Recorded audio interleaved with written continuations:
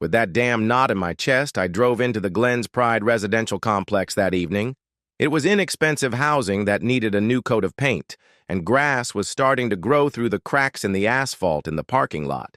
In contrast, there was an impressive fleet of cars in the parking lot. There were numerous Lexus and BMWs, several high-end pickup trucks. Heck, I even spotted a first-class yellow Mustang around the corner. Most of these cars had one thing in common. They were old. Only a few looked new, and the rest were worn out. Scratches, dents, and dings testified that their owners were trying to squeeze a few more years and miles out of cars they had bought in better times.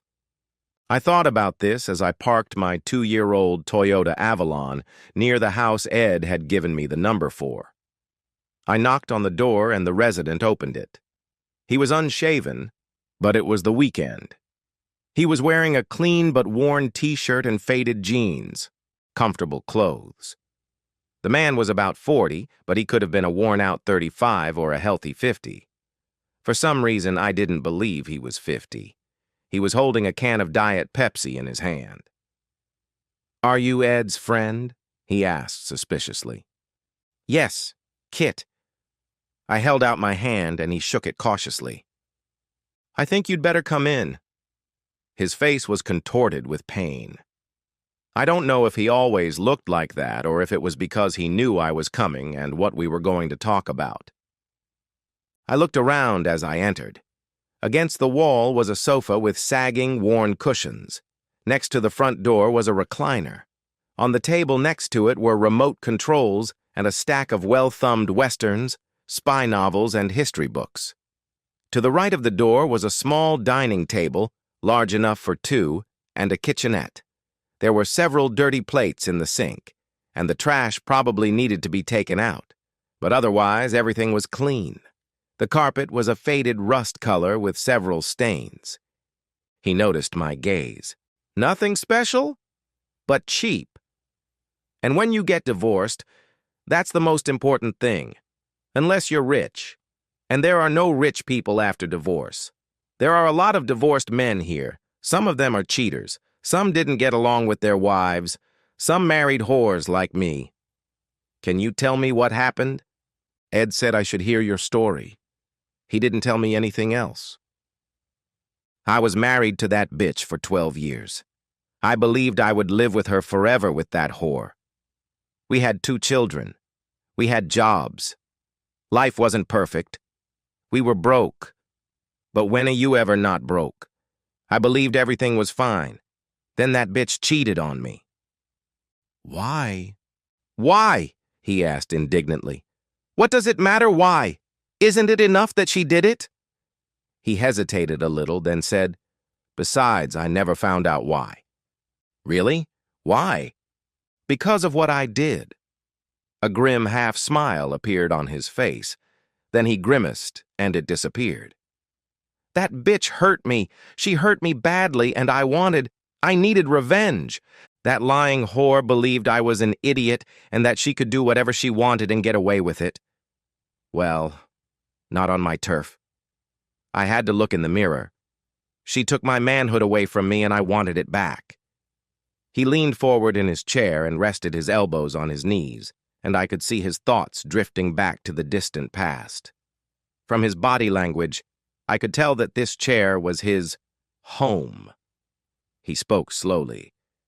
"I just couldn't live with the thought that she got away without paying for everything. So I planned everything, waited, hired a detective, and collected photos. On Thanksgiving, we had a big dinner with most of the family. I took the kids out of the dining room and sat them down to watch a movie, while I poured champagne and took out a large folder and pulled out some 8x10 photos. They cost a fortune, as did the detectives, and I threw them on the table and told them what that damn bitch had been doing." He laughed maliciously. "You should have seen her face. Everyone's faces. I wish I hadn't done that. The photos were scattered all over the table, and some of them landed in the potatoes with gravy. It was a terrible mess. But that wasn't all. I sent her a damn envelope at work. She was having fun with some guy in the office." "What happened next?" "Those fucking bastards blamed me." "What?" I exclaimed indignantly. "Why did they do that?" Did you beat her or cheat on her or something? No, no. They were angry at me for... What did that jerk Jim say? Making a scene. Making a scene? You want a scene? Look at your wife bent over the couch. Now that's a scene. Some were angry that I ruined their holiday. Some were angry that I told them about it. Others were angry that I treated her so cruelly. Fucking bastards. He sighed. It was awful. Most of her relatives, of course, aren't talking to me. And my mother was furious like I've never seen her before. My own mother. I guess all women are bitches. She said I ruined us, as if it were some damn hot dish or something. It wasn't a hot dish. It was a burnt-out marriage. What did your wife say? She didn't say anything. The bitch wouldn't talk to me after that. I heard from relatives that I hurt her too much. La-di-da, damn it, I hurt her? That unbelievable bitch had the nerve to say that I, damn it, hurt her too much? I trusted her. I loved her. And she did this to me. Of course, we got divorced, and she filed a counterclaim or whatever the hell it's called. Whoever she was. I grimaced. Was it bad? Have you ever heard of a good divorce? Well, I fired her because of the photos I sent to her boss and that bitch judge. I swear, all those bitches are in cahoots. They made me pay maximum alimony because it's my fault she lost her job. And child support. Child support doesn't bother me that much. They're my kids. I don't want to ruin their lives. Not like their mother who cheated on me. But writing her a check always makes me mad. Did she get the house? Yes, he sighed, lowering his head. That doesn't bother me either. I mean, it was hard enough for the kids, but that bitch brought some guy there to live with her. That bothers me. Did she keep seeing that guy? No. His face took on a strange expression. I asked a few friends. The few I have left. She broke up with that fucking bastard from work a couple of weeks before November. She hasn't seen him since. I thought about that for a few seconds. If she broke up with him, didn't you think, make up?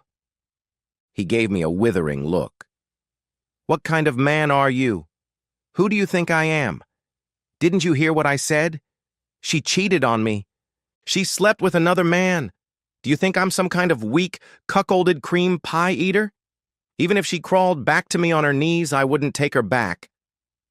He leaned back in his chair, as if enjoying the image in his head. Once a cheater, always a cheater, he said slowly. I shuddered at the image. And if she cheated on you once, she'll cheat on you again. No ifs, ands, or buts. How did you catch her? Fools. I waited a second, believing it was just his way of talking. When he didn't continue, I looked at him in confusion. Fools? Yes, she was a very careful whore. She took showers. She made up good excuses. She made sure I didn't find out. I was a damn fool. But I took out the trash like a good, weak husband. We bought cheap, clear trash bags, and I noticed that there were suddenly a hell of a lot of Summer's Eve boxes in the trash. No bitch washes herself that often unless she's doing something she shouldn't be, so I started watching her. I caught her. I thought about it. I shook my head mentally and changed the subject. Your kids, what about them? He slumped. My Becca. She was smart as a whip. Always had been. Right after the divorce, her grades dropped like a rock. I did everything I could, hired tutors, spent as much time with her as I could. Damn custody rules. I really tried. She's okay now. Jeremy's better too, but he was depressed for a long time. They're not the same as they used to be. Not quite, even after 4 years. We were silent while he thought about his children, and I respected the pain I heard in his voice. After a while, he said, Ed sent you here. He said you're going through the same thing. I nodded. Yes. When I admitted it, it felt like the knot I'd been carrying in my chest for the last few weeks tightened even more. Divorce her. Don't suffer, because she'll do it again and bring you home some other woman. There are good women in the world, but once she's broken, she'll do it again. Bob from 3B. That damn fool took his wife back. She cheated on him many times before he finally came to his senses. Don't settle, because she's already hurt you badly. Don't let her take your pride away from you. It's all you have left. He was sympathetic. I don't know. I have a kid. I stumbled as I stood up. Thanks for listening. I headed for the door. He sat there and looked at me. Man. Kit. You need to look in the mirror. If you take her back, she'll believe she got the better of you. And before you know it, you'll fight. Or she'll go back to her games, or she'll get excited about another guy and break your heart again. And if you're a big jerk, she'll talk you into letting her have fun on the side. Don't do that. Get rid of her. Maybe not the way I did, but dump that bitch and find yourself a good woman. I'll keep an eye out. And 4 years had passed, as I mentally noted. He stood up wearily and walked over to me, shaking my hand. You have to figure this out for yourself. But think about it carefully and don't let yourself be fooled. He winked at me. I left and sat in my car for a while, thinking about the changes coming in my life. Aside from his obsession, he had said some very sensible things, and he clearly loved his children and trust. Once it's broken, how do you fix it? Ed, my favorite bartender, gave me this guy's name when I poured my heart out to him. I cursed and railed against my unfaithful wife, talking heatedly about revenge, divorce, and reconciliation. He made a phone call and sent me over to see him. I didn't understand why. He didn't seem particularly wise or even smart. One thing he said stuck with me. Don't let her take your pride away from you. She stole a lot with her infidelity. My confidence as a husband, lover, man, my faith in her and in people in general. She stole my vision of what the future held for me. And now Captain Turret was warning me that she was trying to steal my pride. I looked at his shabby little apartment. Then I imagined a big house somewhere with a couple of unhappy children and a wife who probably didn't enjoy life. Very few single mothers could attract young, well-built men. Pride, one of the 7 deadly sins on a par with lust, also seemed to have its price. 2 unhappy dwellings. No, not dwellings, homes, for the price of pride. I started the car. Time to go to the lawyer. As it turned out, I had to make 2 stops. Damn! I entered the house.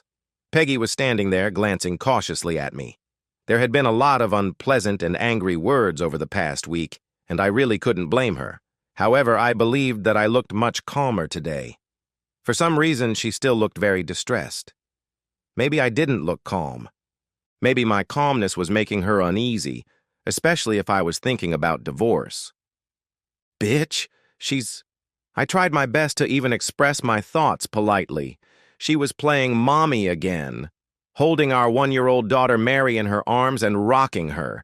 She claimed it was a mixture of hormones, fatigue, postpartum depression, insecurity, and, of course, the problems I had caused her that made her cheat on me. Yeah, right. Why might matter later, but not now. We need to talk, I told her. Are you going to yell at me again? I'm sorry, she said quickly, noticing my grim expression. I don't want to fight, but I don't want you to wake Mary. Of course. You're Betty Crocker, damn it. I wonder if Betty had fun with other men, too. I dismissed the thought as unworthy.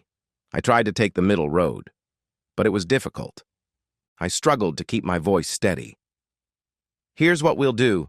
Put her down, and we can focus on having a constructive conversation. She continued to stare at me with a wary expression. The fact that I was carrying a large plastic bag and a thick envelope didn't exactly reassure her, but she turned and went upstairs to put Mary in her crib. To be honest, I found this expression much more honest than the smiling, cheerful Stepford wife she had tried to portray when I first found out about her affair, as if she could smile and have sex her way out of trouble. I wasn't that stupid or naive. She came back and sat down on the sofa. I took a chair on the other side of the coffee table, as I had some documents I wanted to show her. You say you want us to get through this, but I'm finding it very difficult to do so. Despite what you said, I did everything I could to save our marriage. I didn't make things worse by cheating on you. Now I have two options. I can go to a lawyer, get a divorce, and we can move on with our lives. Maybe we'll meet someone else.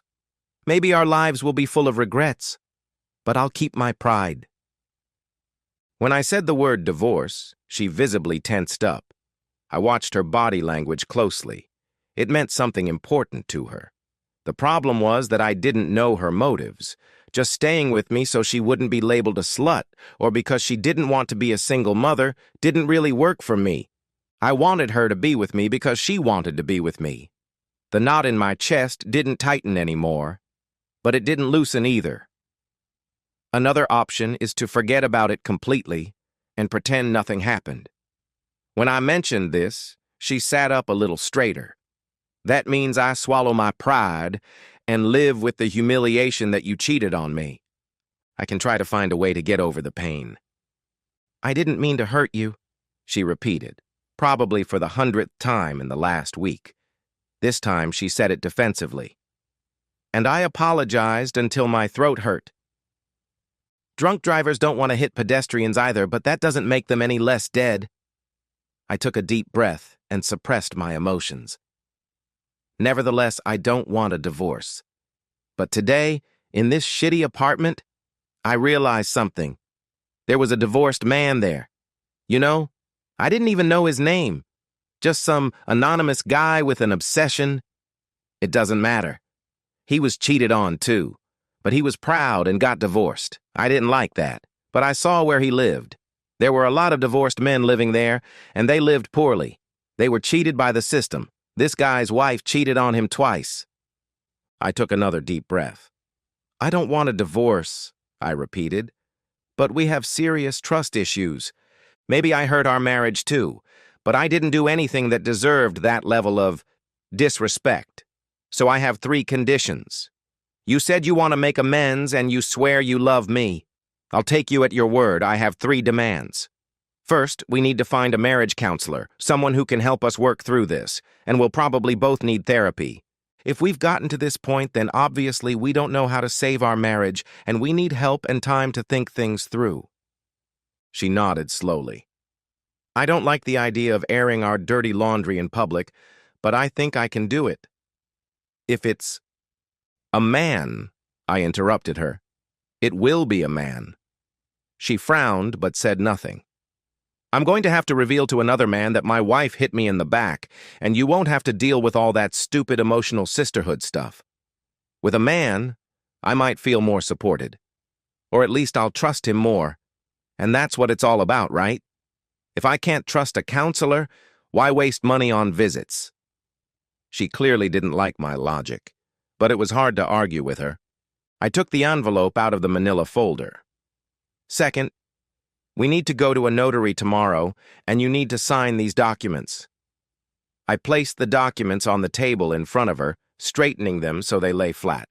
These are my personal documents. What are these? She barely glanced at them. This is a document for divorce on the grounds of adultery, I began, touching one of the documents. You're a monster! I believed you when you said you wanted to save our marriage. Her face was indignant. I did, and I do. Listen carefully. I said you have to sign. I won't. It won't be legal until we both sign. What are you trying to do? Are you just stringing me along and getting ready to pull the rug out from under me?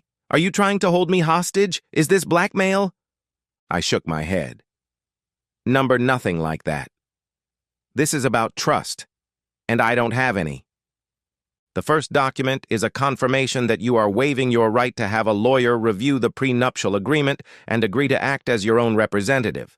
You confirm that you have had the opportunity to review it.